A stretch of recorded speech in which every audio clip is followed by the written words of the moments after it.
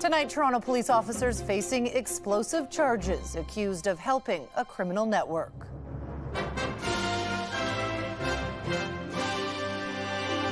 The arrests and allegations shaking the force. This news is both shocking and completely unacceptable. Corruption has no place in policing. What the officers are accused of doing.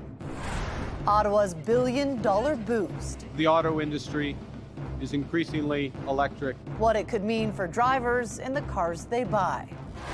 Plus, frozen waters, fresh oysters. The market dictates that we need oysters year-round. The techniques farmers have carved out to harvest oysters hidden under the ice.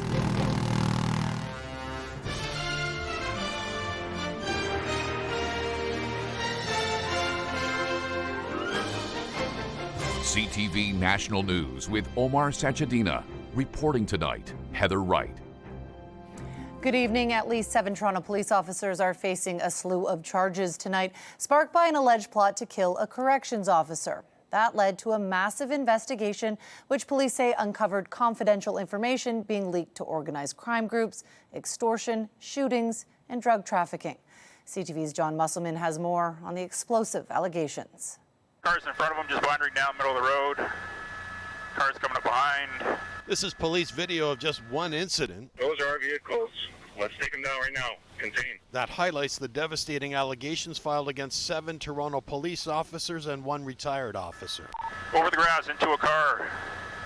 Investigators allege 3 masked men attempted to murder an Ontario corrections manager at his home in York Region in June. The suspects were allegedly leaked personal information by Toronto Police Constable Timothy Barnhart. We allege that this officer then released the information to a Mr. Brian DaCosta, and from there it was released further into other criminal networks. The allegations against the Toronto officers include bribery, obstruction of justice, drug trafficking, theft of personal property, breach of trust, and the unauthorized access of confidential information. The information was handed over to organized criminal figures. It led to shootings in the GTA and in southern Ontario. At least 1 shooting is connected to the gun violence plaguing the tow truck industry. This news is both shocking and completely unacceptable. Corruption has no place in policing. Toronto Police Chief Myron Demkew calls it a painful moment for the force, and he has asked the Inspector General of Policing to investigate. This is a painful and unsettling moment.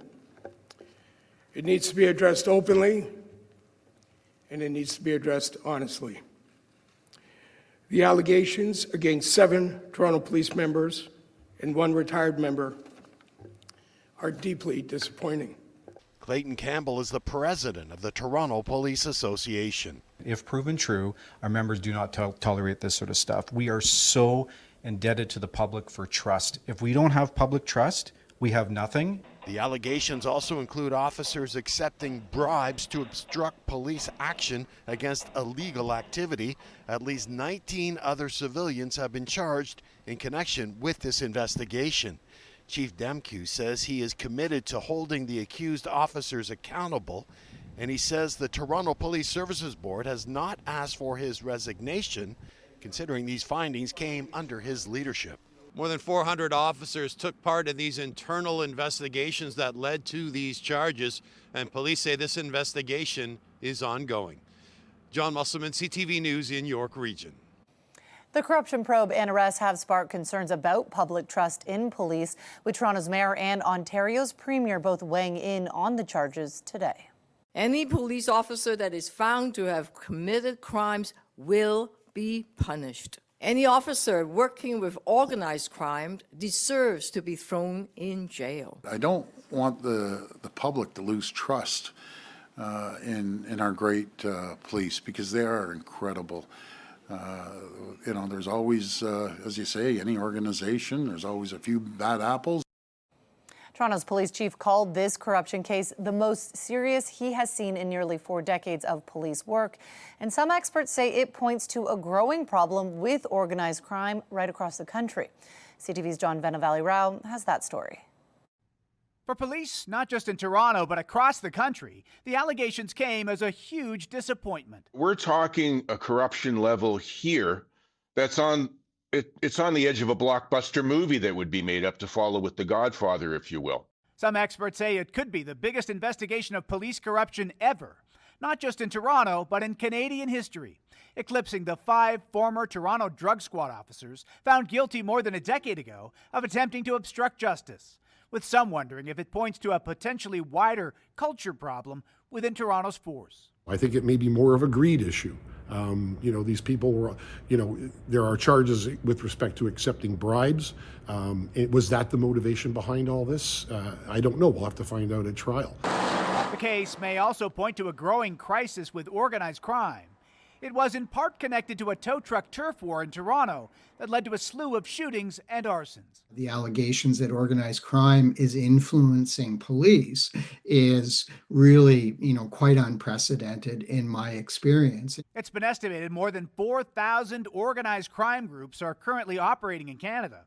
And some think today's announcement should serve as a wake-up call. I think it shows that their tentacles are a lot longer than most people suspect. Still, others say police corruption is very rare and worry the reputation of officers everywhere is being hurt. No, I just hope that the public focuses on all the good and doesn't let these few bad apples ultimately destroy the image of policing in this country. We're way bigger and better than that. Meanwhile, some are already suggesting that a public inquiry may ultimately be necessary. John Benavelli-Rouse, CTV News, Toronto. The RCMP have arrested 3 young people as part of a sexual assault investigation in Nova Scotia, all related to a hockey hazing incident. A young player went to the RCMP detachment in Bible Hill, about 100 kilometers north of Halifax, and told police about an alleged sexual assault that led to a wider investigation. We started with multiple witness statements, which led us to identify additional victims, additional incidents, and locations. 3 young people now face charges that include sexual assault with a weapon and assault with choking. Hockey Nova Scotia has suspended the team while the matter is under investigation. New information has been revealed today about the arrest of top Canadian hockey prospect Gavin McKenna. A police affidavit says the 18-year-old from Whitehorse was allegedly caught on video punching a man in the face twice, causing a lost tooth and a fractured jaw. Police say 2 men who were there with the alleged victim identified McKenna. The NHL prospect faces multiple charges, including simple assault in the Pennsylvania community of State College, where he plays for the Penn State hockey team. He was arraigned today and released on $20,000 U.S. bail. To some developing news to share with you tonight surrounding the truck driver involved in the tragic 2018 Humboldt Broncos bus crash. A lawyer for Jaskirat Sidhu says the Immigration and Refugee Board has rejected his client's bid to stay in Canada as a refugee. That puts Sidhu one step closer to being deported. Sidhu was behind the wheel of a semi-trailer in Saskatchewan in April of 2018 that collided with a bus carrying the Humboldt Broncos hockey team. 16 people were killed in that crash, over a dozen others injured. Prime Minister Mark Carney rolled out a new national auto strategy today, promising thousands of dollars in rebates for people choosing an electric vehicle, while also scrapping the contentious EV mandate. CTV's Rachel Aiello now on whether money is enough to get drivers to go electric. All Canadian. The government rolled out a new roadmap for the auto sector today. A multi-billion-dollar strategy to protect jobs and reward companies making vehicles in Canada, driven by a desire to decelerate Canada's reliance on the U.S. and on gas-powered vehicles. To remain competitive and to realize our potential, we must develop the entire value chain for next-generation vehicles. To help Canadians afford them, starting February 16th, consumers who purchase electric vehicles will be eligible for a new rebate of up to $5,000 for fully electric vehicles and up to $2,500 for plug-in hybrid models. There will be no price cap on Canadian-made cars, and only models coming from countries Canada has a free trade deal with will qualify if they cost less than $50,000. That means the rebate won't apply to Chinese EVs. Helping our auto sector meet demand and compete. Carney is also replacing the climate-minded but contentious EV sales mandate with new emission standards for future models, easing some of the pressure automakers are under. This puts us on a path to greater electrification while giving industry the flexibility it needs during a very difficult time. Hopefully we can get to a point where we continue to be tariff-free. The strategy also includes investment incentives, and car dealers say they're ready to stock their lots. It's certainly encouraging that we'll be able to pass on some savings directly to the consumer. Beyond affordability, this country's lacking EV infrastructure remains a barrier to Canadians pulling the plug on gas-powered vehicles. And so today, Carney also promised $1.5 billion to build up this country's roadside charging network. Rachel Aiello, CTV News, Ottawa. There are some questions after a Conservative MP's solo mission to the United States to talk to U.S. officials. CTV's senior political correspondent Mike Couture with what Jamil Javani is sharing about his trip to the White House. And I got to tell you, I'm feeling hopeful and optimistic. Conservative MP Jamil Javani following meetings he says he had with the White House, the State Department, and senators from northern border states. Now, it's unclear who Javani specifically met with or if he sat down with his longtime friend, Vice President J.D. Vance. This can be the beginning of a truly nonpartisan approach to working with the United States. This is not a partisan issue. It's not about liberals or conservatives. Even before that video was published, some liberals were questioning Javani's intentions in D.C., especially as U.S. tariffs affect the auto sector in his region. I'm just looking at what he says and what are the facts. And until I actually said on television that he was not talking and denouncing the GM layoffs, he didn't talk about it. And now he's talking about it. Still, Ontario's premier was supportive of Javani's efforts. No matter if it's a governor, a senator, or congresspeople, or part of the administration, I think we have to continue on with the pressure. So the more people that can get down there and have a conversation, all the power to you. This former advisor to Prime Minister Justin Trudeau on Canada-U.S. relations is concerned about how Javani's visit could affect the upcoming review of the Canada-U.S.-Mexico trade agreement. We are in a very delicate time with the United States as we try to advance a clear, unified strategic message. And having someone go on their own with very little oversight, very little understanding of the core issues at hand will ultimately undermine Canada's position and relationships. In the video, Javani says he joked with Americans that the U.S. could become the 11th province. But he said they don't seem interested in the offer. Heather? All right, Mike Couture in Ottawa. Thank you, Mike. Starting this summer, federal public servants will be back in office more often. Beginning in July, most employees will return in person 4 days a week. Executives are going back to 5 days a week in office as of May 4th.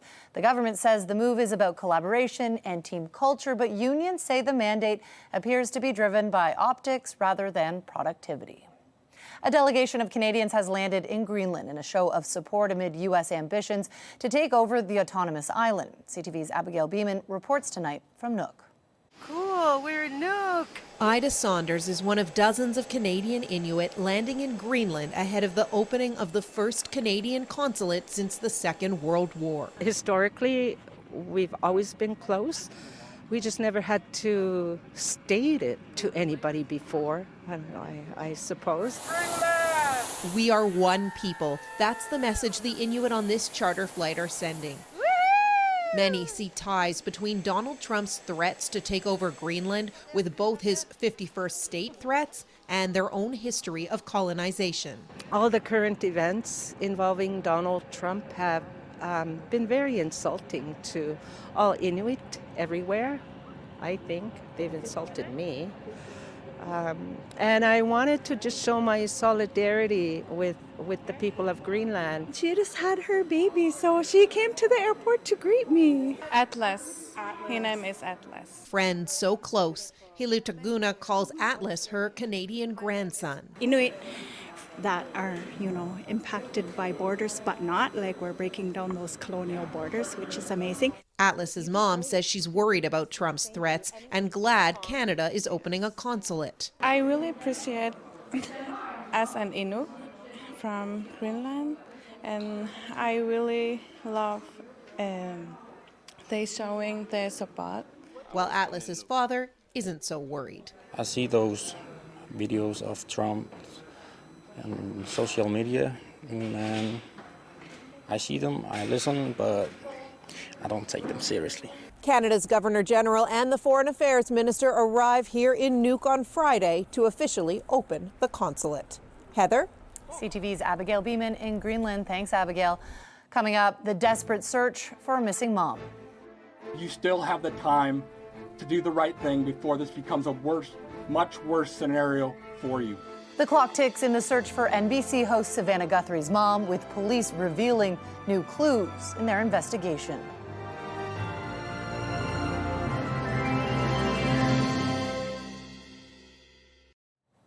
The search for Today Show host Savannah Guthrie's mother continues tonight, though police say they have no suspects in the abduction. CTV's Washington Bureau Chief Joy Malbon on the message the Guthrie family sent to their mom and the potential kidnappers. Mommy, if you are hearing this, you are a strong woman. Choking back tears, a heartbreaking plea from Savannah Guthrie and her siblings for the return of their 84-year-old mother, Nancy. Police confirm splatters of blood on Guthrie's front porch is hers, and in a cruel hoax, a California man arrested over a fake ransom note. But the FBI says another letter is being taken seriously, as it contains details and deadlines. One talked about an Apple Watch, and one talked about a floodlight. First, I think, was 5 o'clock today, and then it had a second deadline after that. A doorbell camera was disconnected, and software detected movement at the home. Though police say they have no suspects, they can't rule out Guthrie may have been targeted as the mother of the NBC anchor. The family is asking Nancy's captors to contact them, demanding proof of life. We live in a world where voices and images are easily manipulated. We need to know, without a doubt, that she is alive and that you have her. We want to hear from you, and we are ready to listen. Begging their mother to stay strong. Mama, if you're listening, we need you to come home. We miss you. And the FBI addressing the kidnappers directly. This is an 84-year-old grandma that needs vital medication for her well-being. You still have the time to do the right thing before this becomes a much worse scenario for you. Police offering a $50,000 reward, and the president, after talking to Savannah, ordered more federal resources, including hostage negotiators, to help find her mother. Heather? All right, thanks for this, Joy. CTV's Joy Malbon in Washington.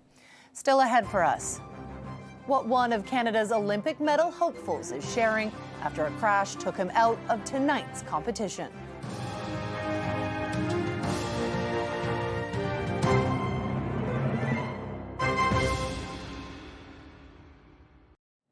Newly released video shows a terrifying moment at Detroit's Metro Airport. This incident happened last month and was captured on surveillance video. Watch the car in the left lane as it swerves toward the terminal, crashing through the doors. Video from inside shows the vehicle barely missing people before crashing into a ticket counter. 6 people suffered minor injuries. The driver was arrested and has been held since, though has not been criminally charged. Less than 24 hours until the Winter Olympics officially kick off, and Team Canada is already facing a number of setbacks. CTV's Heather Butts is in Milan with more. An alarming image of Mark McMorris following a crash yesterday in training. The 32-year-old 3-time Olympic medalist confirming he hit his head and will not compete in the big air competition. In a statement, McMorris said, "Fortunately, things are looking good for slopestyle, so I'm staying positive and shifting my focus there." Snowboarder Tess Critchlow has already had to withdraw due to injury, and Canada has had to swap out athletes in men's hockey and figure skating in the team event because of injury. For those who've been injured and unable to compete, I feel for them first and foremost, and therefore give them as much support to see if they can compete in the case of those where it's questionable. Facing these early obstacles, there's also questions over how the Olympic team is preparing to handle competing against the Americans at a time of heightened tensions between the countries. The rivalry with the United States is one that's decades and decades old in sport, and yet I think there's a little bit more riding on it. That rivalry most anticipated on the ice, where it will be a monumental year for hockey, marking the return of NHL players in the men's tournament for the first time since 2014. Combine that with the first winter game since the Professional Women's Hockey League launched, putting a spotlight on an extraordinary depth of international talent. This is an immensely talented team, and they're in their final preparations. And very soon, we will see them walking into opening ceremonies to show the world just what Canadian excellence looks like. While Team Canada battles injuries, Finland is dealing with illness. The two countries were supposed to face off today in women's hockey, but the game was postponed as the Finns battle the norovirus. Team Canada's first game will now be against Switzerland on Saturday. Heather. CTV's Heather Butts in Milan, Italy. Thanks, Heather. Still ahead, how farmers are getting to a culinary treasure buried under the PEI ice.